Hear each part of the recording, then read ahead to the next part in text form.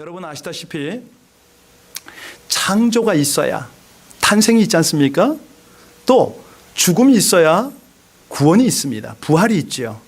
그런데 이제 이 지상에 있는 여러 종교들을 보면 이 부활이 없는 게 참 안타깝죠. 안타까울 수밖에 없는 게 그거는 더 이상 종교로 끝나는 거니까. 여러분 그 공자, 유교를 창시한 공자가 혹시 몇 살에 어디서 죽었는지 아세요? 예. 크게 중요한 건 아닙니다. 그러나 73살에 중국에서 죽었거든요. 묘가 있다는 거. 뭐 많습니다. 또 불교의 석가모니 80살에 죽었죠. 인도에 무덤이 있는 걸로 알고 있습니다. 그리고 이슬람의 마호멧, 그것도 63세에 죽어서 아라비아 메카에 무덤을 남겼죠. 자, 그런데 누군가가 예수의 무덤을 찾고, 요즘 찾고 있는 거 아시죠? 예수의 무덤을 순례하고 있습니다. 근데 중요한 건 그 속에 모하메드처럼 혹은 우리 석가모니처럼 뭐 어떤 사리가 있다거나 뼈가 있다거나 뭐 이런 것이 있으면 그것은 좀 증거가 됩니다. 그런데 역사 이래로 예수님의 시신을 발견했다, 뭐 예수님의 어떤 그 죽음의 흔적들이 있다, 이런 거를 발견한 사람은 없습니다. 그 경상도 할머니 셋이 모여서 한 할머니가 뭐라고 그러냐면 어이 예수가 죽었단다 그랬거든요. 딴 할머니가 옆에 있다가 와 죽었다 카노 하고 물은 거예요. 못에 찔려 죽었다 아이가 뭐 이랬어요. 그랬더니 머리 풀어가 헤치고 다닐 때부터 내 알아봤다 뭐 이러고 얘기를 하는 거예요. 그때 옆에 있던 할머니가 예수가 누구 물은 거예요. 예, 또 할머니가 뭐라 그러냐, 몰라, 우리 며느라가 아버지 캐 쌓는 거 보니까 우리 사돈 어른 같다 뭐 이렇게 대답을 했어요. 그 후에 할머니가 옆에 있다고 또 뭐라고 물으냐면 그래 문상은 갔나 그랬거든요. 그랬더니 안 갔다. 왜 안 갔노? 그랬더니 갈락했더니 사흘 만에 살아났다 크더라 뭐 이래. 예, 그렇습니다. 여러분은 예수의 부활을 믿으세요? 예, 그러면 여러분도 부활할 걸 믿으세요? 이거를 우찌무라 간조가 일본의 그 유명한 신학자 목사님이기도 하죠. 나는 예수의 부활을 믿으려고 해서 믿는 것이 아니고 어느 날 눈을 뜨고 보니까 내가 예수의 부활을 믿는 사람이 되어 있었다. 추호도 의심하지 않는다. 부활의 능력이 내 삶을 감동하고 감싸고 부활의 능력이 내 안에서 역사하고 있는 것을 나는 발견했다. 아주 자신감 있게 선포를 했거든요.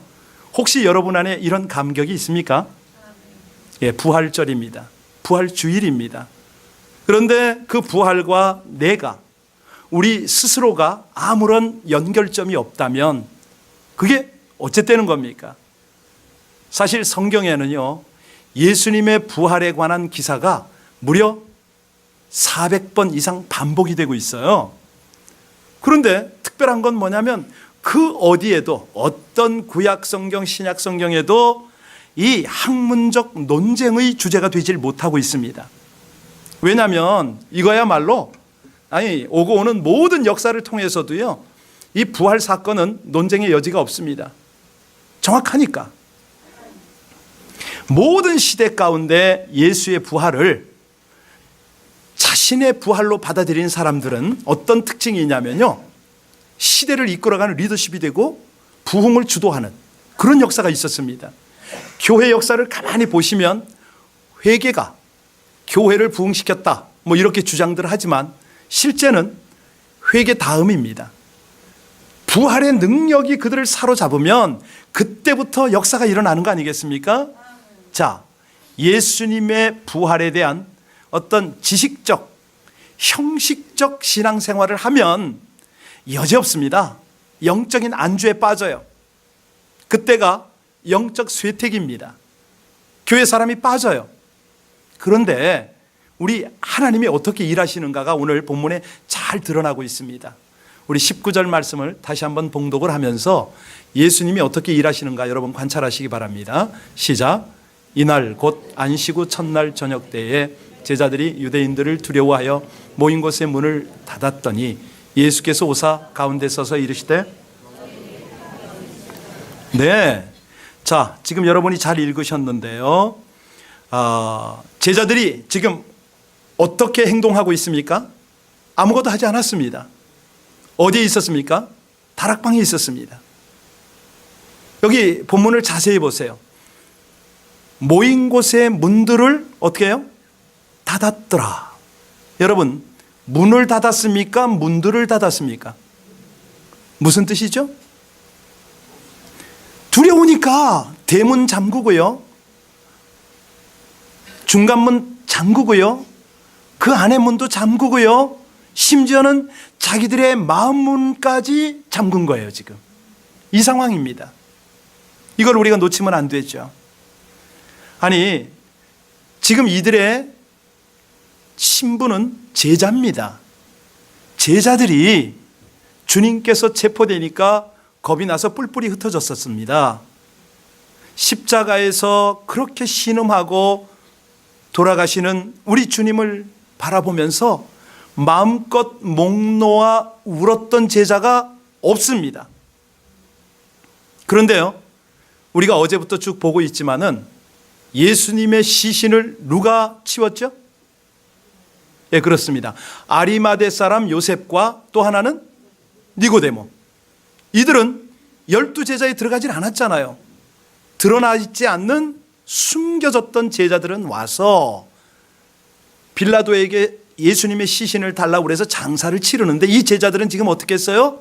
문 꼭꼭꼭 걸어 잠그고 숨어 있었다, 이겁니다. 아니, 벌벌 떨고 있었다, 이 표현이 맞을 것 같아요. 왜냐하면 그들은 마음의 문을 걸어 잠궜거든요. 여러분, 마음의 쇠빗장을 잠그면은 예수님을 만날 수 있다 없다? 예, 물어보나 마나죠. 아니, 예수님의 말씀이 생각났겠습니까? 오직 두려움에 벌벌 떨고 있었던 겁니다. 지금 시간적으로 이 시간이 언제입니까? 19절에 보세요. 저녁 때예요. 왜 저녁을 강조했는지 이해하세요? 그날 새벽에 무슨 일이 있었습니까? 그날 새벽에 막달라 마리아가 어디를 갔어요? 왜 갔어요? 예수님의 시신을 거두려고. 자, 연약한 여성은 예수님의 죽음을 거두려고 무덤으로 달려갔고, 남자인 제자들은 숨어 있고, 이 상황입니다. 조금 더 우리는 이 상황을 성경을 통해서 알고 있습니다.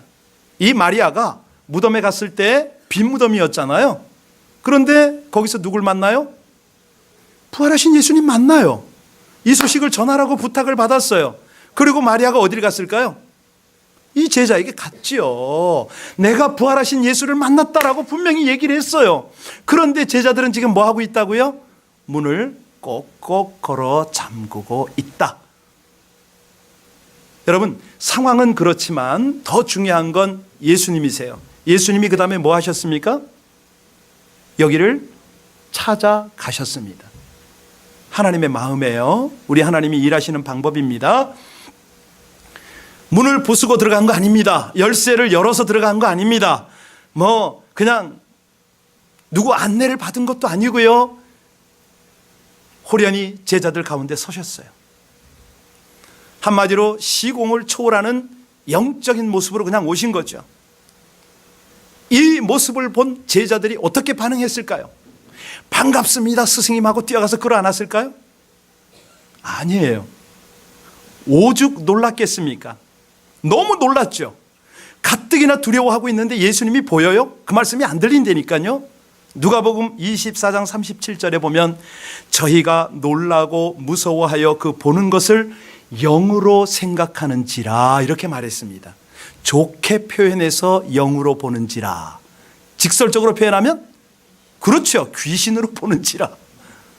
예수님이, 스승님이 왔는데, 3년이나 동고동락한 그 스승님이 왔는데 귀신으로 보고 벌벌 떨어요. 그런데 그 가운데 오셔서 19절 말씀을 다시 한번 읽겠습니다. 자, 이제 주님의 마음과 눈으로 읽습니다. 시작. 이날 곧 안식 후 첫날 저녁 때 제자들이 유대인들을 두려워하여 모인 곳에 문을 닫았더니 예수께서 오사 가운데 서서 이르시되 너희에게 뭐가 있을지어다? 네, 두려움에 떨고 있었어요. 얼마나 따뜻하고 배려 깊은 주님의 마음, 주님의 말씀입니까? 그렇죠? 거기다가 누가복음의 표현처럼 그 모습을 보고 더 두려워서 귀신이 다 이래버리니까 예수님이 할 수 없이 20절까지 말씀을 하십니다. 시작. 이 말씀을 하시고 손과 옆구리를 보이시니 그제서야 믿는 거예요. 그제서야 그들 가운데 평안이 온 거예요. 여러분, 우리 주님이요 너희에게 평강이 있을지어다. 히브리 말로 뭐죠? 샬롬. 그렇죠. 이것이 부활의 주님을 만난 성도들이 누려야 할 은혜란 거예요. 샬롬. 우리 옆 사람에게 평강이 있을지어다. 여러분, 이 의미 정확하게 아세요? 왜 이러한 말씀을 하셨어요? 이거는요 보통 말씀이 아니에요. 너희들 미안하고 수치스럽고 부끄럽고 황당한 마음이잖아. 내가 그걸 다 이해해. 나하고 마음의 벽이 쌓였지? 이제 좀 풀어볼까? 우리 화평을 누리자. 이게 샬롬이에요. 얼마나 제자들은요 주눅 들어 있잖아요. 지금 상황이. 이 제자들은 주님 앞에 나설 수가 없어요. 말도 한마디 꺼낼 수 없는 이런 상황이에요. 그때 평강이 있을지어다. 부활절의 가장 중요한 선물입니다.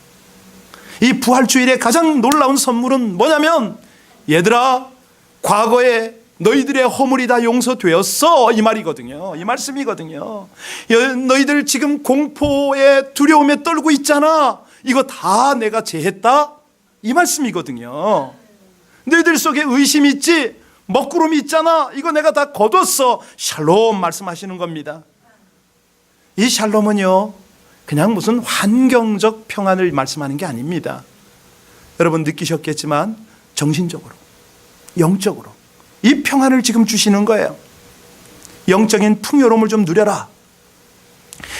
사실 우리가 오늘 부활주일에 나와 앉아서 부활절 예배를 드리는데 뭐 저는 그래요. 아이고 지난주보다 빈자리가 많으니까 덜렁한 거예요. 아니 부활을 느끼고 부활을 전해야 할 목사가 지금 순간적이나마 그런 게 잠깐 왔었어요. 여러분 그렇습니다. 우리가 예수를 믿는다고 하면서 예배를 드린다고 하면서도 계속 뭐 환난이나 시련이나 여러 가지 불안 가운데 있을 수가 있습니다. 아니 하나님의 능력을 상실해요. 경험은커녕 이거 뭐 이런 것들을 다 잃어버리고 살아갈 때가 있습니다. 희망도 없고 그냥 죽음 앞에 두려워서 탄식하고 꽁꽁 걸어 잠근 그 제자들의 모습처럼 오늘 그렇게 신앙생활 할 수가 있다니까요. 그런 성도들, 그런 백성들을 향해서 오늘 주님께서 말씀하시는 게 뭐라고요? 너희에게 뭐가 있을지어다?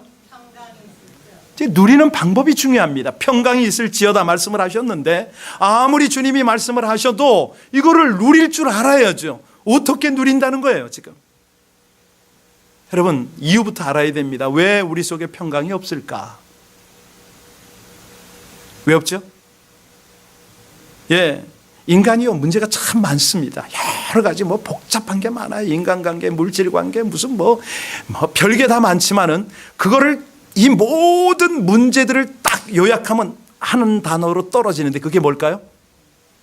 죄입니다. 죄예요. 다 죄에서 다 연결이 됩니다. 탐욕, 음란, 별 이상한 관계들로 다 연결이 되죠.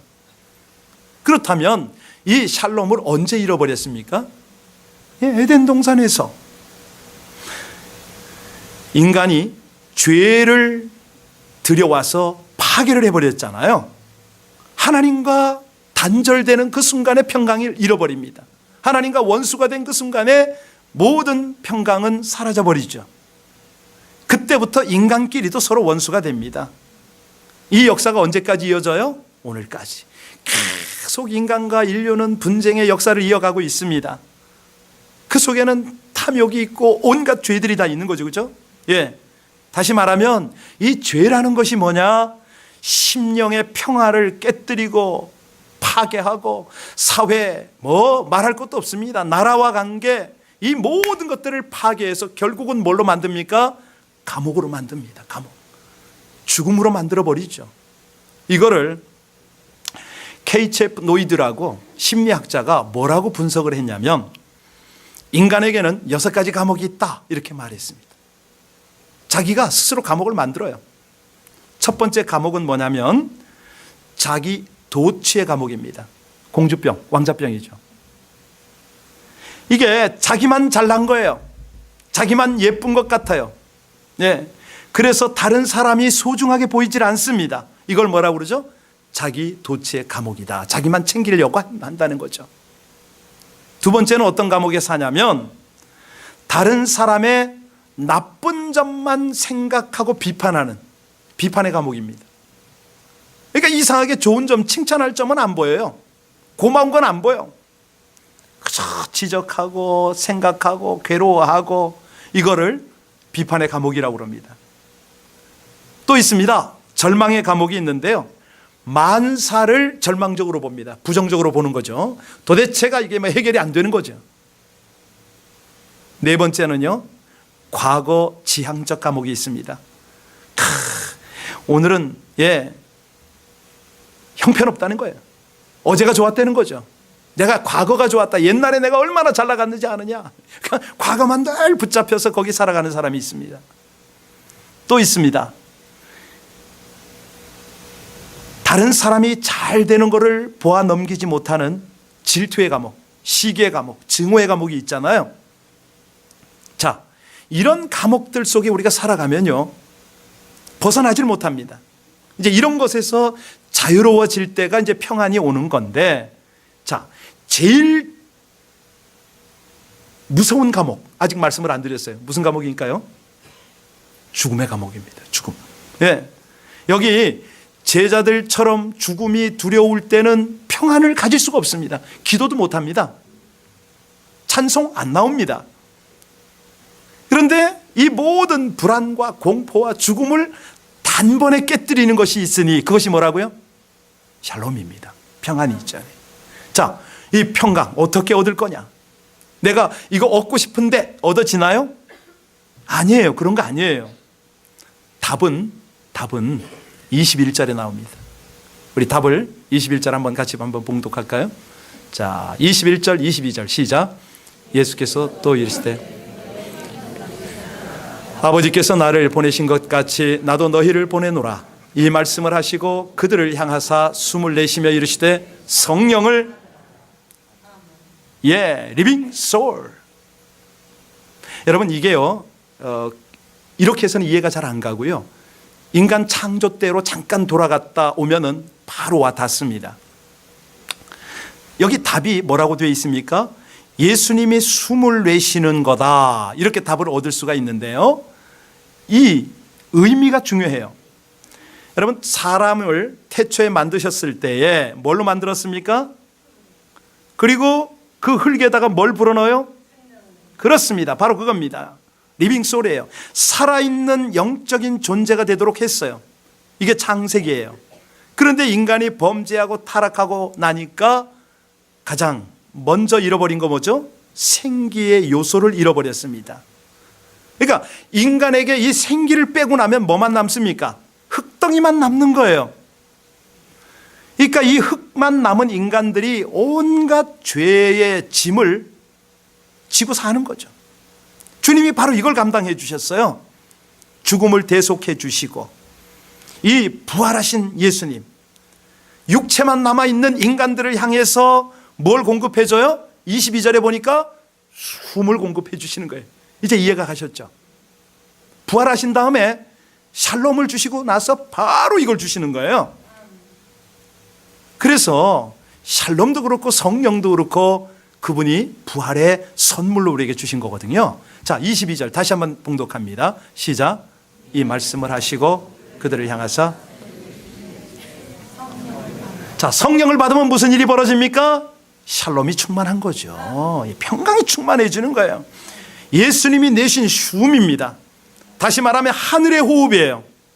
이거를 받아들이고 나면 그다음부터 평강이 밀려오잖아요. 여러분, 우리 산림욕을 가고 깊은 산속이나 넓은 광활한 바다를 가서 심호흡을 하면 어떻습니까?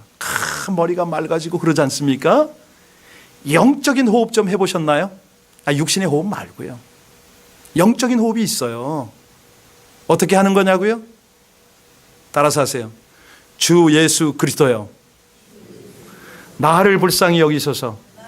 이게 영적인 호흡이에요. 어떻게 하는 거냐고요? 그냥 해서는 안 되고요. 따라하면 안 됩니다. 속으로 하세요. 주 예수 그리스도여, 이 단어를 머리로 하면서 숨을 크게 들이쉬세요. 예수 그리스도를 들이쉬세요. 이만큼. 그리고 내 속에 있는 나를 불쌍히 여기소서 내뿜으세요. 이런 호흡을 한두 번 해보셔야 됩니다. 예, 굉장히 우리 영혼이 프레시가 된다는 느낌이 들어요. 지치고 외롭고 찬송도 기도도 안 될 때에 한번 시도해 보세요. 육신이 곤고하고 사방이 막혀 있을 때 한번 해보세요. 영적 호흡을 하리라. 그러니까 지금 오늘 여기서 주시는 거는 예수님이 숨을 우리에게 지금 뿜어주시는 거 아니에요. 하늘 호흡을 한번 해보라 이거죠. 왜? 이 성령의 호흡이요, 하늘 호흡이요, 성령이 우리 가운데 충만하니까 연약한 자를 강하게 해주거든요. 슬픈 자를 기쁘게 해주거든요. 냉혈한 자를 뜨겁게 해주거든요. 무식한 자에게 지혜가 공급되어지거든요. 교만한 자는 겸손하게 해주세요. 여기 오늘 두려움에 떨던 제자들에게 뭘 줘요? 평강을 주십니다. 알고 보면 이들은 반역자잖아요. 배신자잖아요. 그런데 그들을 불러서 어떻게 쓰십니까? 천국 사도로, 충성스러운 순교자로 쓰시죠. 저와 여러분이 그렇게 되기를 주의 이름으로 축원합니다. 그렇게 되는 기초가 뭐냐면 23절이에요. 23절. 이게 이제 스타트입니다. 같이 읽습니다. 시작. 너희가 누구의 죄든지 사하질 것이요. 예, 바로 이게 부활신앙의 첫걸음입니다. 자, 샬롬도 받고 성령도 받았으면 이제는 뭐 해라? 예, 사랑의 삶을 살아라, 이거 아니겠습니까? 사실 그런데 이 구절은 우리가 잘 이해해야 됩니다. 왜냐하면 사람의 죄를 사할 권세는 누구에게 있다? 누구에게 있다고요? 예, 오직 하나님께만 있습니다. 사람이 죄를 사해 준다고 그 죄가 용서가 되느냐? 아니, 다시 한번 제가 질문할게요. 우리가 용서하지 않는다고 하나님도 그 죄를 용서하지 않습니까? 예, 답이 좀 되셨나요? 하나님은요, 회개하는 백성은 다 용서하세요. 그러니 너희도 용서하라 이겁니다. 네 회개했지? 내가 용서했잖아. 저가 회개하면 저도 용서해야 되지 않겠니? 이 말씀이거든요. 그러니까 중요한 부활의 삶은 뭐냐면 남을 정죄하던 삶에서 벗어나는 게 부활의 삶이다 이겁니다. 아주 중요한 겁니다. 우리가요, 아담의 원죄 이후에 계속 유죄 판결을 받고 왔잖아요. 그러다 보니까 우리도 남을 쉽게 정죄를 해요. 하나님이 할 일을 내가 하는 거죠. 그러다 보니까 계속 내 영혼이 죽어요.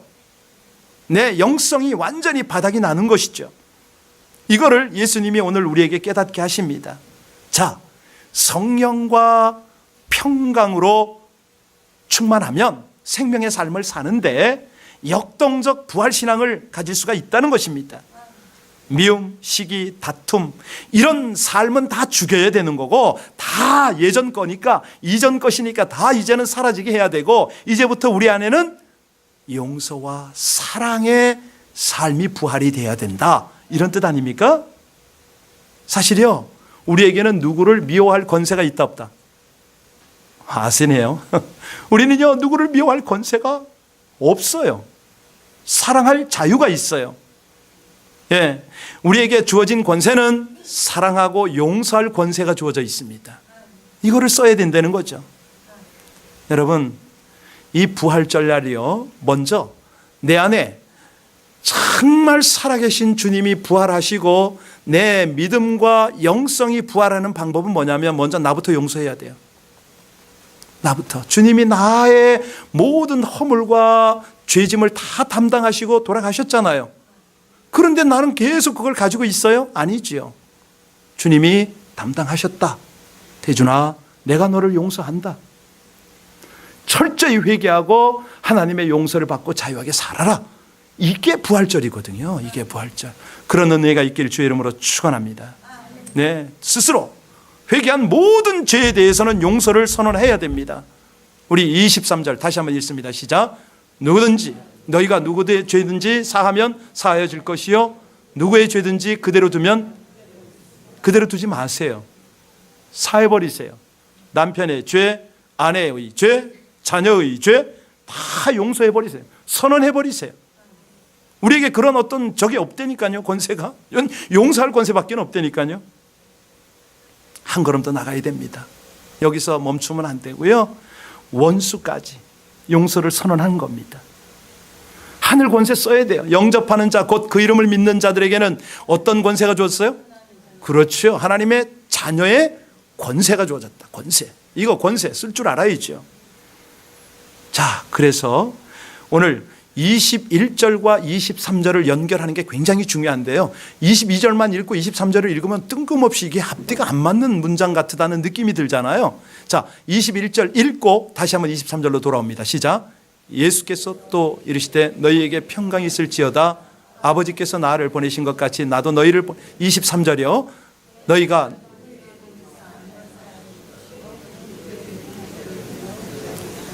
아멘. 이해가 가세요? 제자들이 지금 어디로 나갑니까? 예수님을 핍박하고 십자가에 못 박았던 자기들을 죽이려는 그 원수 로마를 향해서 나가잖아요. 이해하셨어요? 이게 바로 영적 리더십과 파워를 실어주는 우리 주님의 방법입니다. 놀랍지요? 세상에서는 이런 게 나오지가 않지요. 이게 안 되니까 사도행전 1장 8절에 마지막으로 주님께서 이제 승천하시기 전에 제자들에게 뭐라고 그러죠? 예루살렘에 좀 있어. 예루살렘에 좀 있어. 그런데 내가 성령을 보낼 거니까 좀 구하면서 있어라.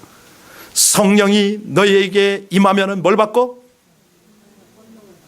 온 유대와 예루살렘과 온 유대와 사마리아와 땅 끝까지 이르러 증인이 된다 이거예요. 증인이. 이해하셨어요? 이 부활의 삶이라는 게 증인의 삶이라는 거예요. 부활의 영성이 이제는 증인의 영성이 되어야 된다는 거죠. 오늘 본문의 배경은 죽음이 그토록 무서워 벌벌 떨던 제자들입니다. 그죠? 그런데 그들이 이제는 그 다락방을 박차고 나오잖아요. 아니, 그들뿐입니까? 사도 바울 같은 경우에는요. 어찌합니까? 내가 더 이상 결혼도 하지 않겠다. 세상의 물질주의? 나 그거 추구하지 않는다. 물론 나에게 필요한 게 한두 가지 아니지. 나도 결혼할 자격이 있고 다 조건이 돼. 그런 거 나 포기해. 여러분, 전승에 의하면요, 야고보는 헤롯의 아그리빠 왕에게 참수가 되었어요. 참수 아시죠? 빌립은 부르기아에서 전도하다가 매맞고 기둥에 매달려서 죽었어요. 예, 바돌로메 아르메니아에서 복음 전하다가 피부가 벗겨진 채 십자가에 못 박혔고요. 마태 에디오피아에서 복음 전하다가 도끼로 참수를 당했어요. 베드로는 여러분 아시죠? 소아시아에서 복음 전하다가 십자가에 거꾸로 달려서 죽었어요. 요한만 더 얘기할까요? 요한은요, 에베소에서 전도하다가 체포가 됐거든요. 그래가지고 끓는 가마에 던짐을 받았습니다. 근데 안 죽어. 살아나니까 너무 놀래가지고 이들이 어디로 유배를 보내요? patmos섬으로 유배를 보냈어요. 자, 조금 전에 우리는 문을 꽁꽁 걸어 잠그고 숨어서 벌벌 떨고 있던 제자를 봤는데 지금은 어떻게 돼버렸어요? 무엇이 이들을 이렇게 용감하게 했을까요? 무엇이 이들이 모든 것을 다 포기하고 하나님 앞에 사명을 감당하도록 했을까요? 아니, 이들이 나가서 뭐라고 그랬냐면 사도행전 3장 14절에 너희가 거룩하고 의로운 자를 부인하고 생명의 주를 죽였도다. 그러나 하나님께서 죽은 자 가운데서 다시 살리셨으니 우리가 이 일의 증인이로다 하고 나간 거예요. 와, 정말 여기 계신 분 중에 그럴 분 계신가요? 제가 그렇게 할 것 같아요? 저 안 되더라고요. 해봤는데요, 발발 떨었어요. 물론 나중에 다 포기하니까 되긴 하는데, 비슷한 흉내를 내봤는데, 여러분, 무엇이 이들을 이처럼 무서울 정도로 변화시켰을까? 생명으로 충만한 신앙, 역동적 신앙, 무엇이 만들었어요? 부활신앙입니다. 부활이 만든 거예요. 예, 예수님의 부활은요, 우리에게 이런 행동을 가지려는 겁니다. 예, 아니, 죽음이 끝이 아니니까 예수님처럼 부활을 하고 영원한 그곳에 가서 우리의 참 생명을 거기서 누리게 되니까 사실은 이 땅의 육신의 목숨쯤이야 초계같이 버릴 수가 있잖아요. 옆 사람한테 한번 물어보실래요? 순교합시다 한번 해보세요. 설교 시간 들었는데 순교.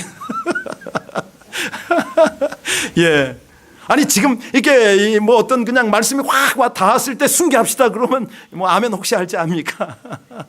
또 교회 문 딱 바깥에 나가면 그때는 생각 좀 해봐야죠 뭐 이렇게 될 텐데요. 여러분, 세상 사람들은요, 먹는 거, 마시는 거, 즐기는 거, 입는 거, 건강, 부요 뭐 이런 거 추구합니다. 그런데 성도는 어떤 사람입니까? 세상 끝날까지 우리 주님의 부르심을 따라가는 것이 성도 아닙니까?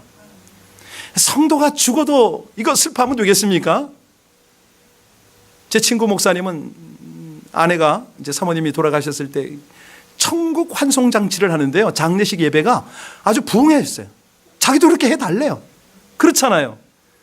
우리가 시체를 들고 묘지를 향해도요, 마치 즐거운 소풍길처럼 그렇게 찬송이 나와야 되는 거 아니에요? 우리가 이제 천국 가는데, 우리 집으로 가는데, 예. 감사합니다, 감사합니다 말하면서 행진할 수가 있어야 되겠죠. 여러분, 오늘 설교 제목이 뭡니까? 주님의 부활은 생명이 있고 역동적인 신앙생활이라고 그랬습니다. 왜냐하면 그분의 역사에 동참하니까 그렇습니다. 말씀을 정리하겠습니다.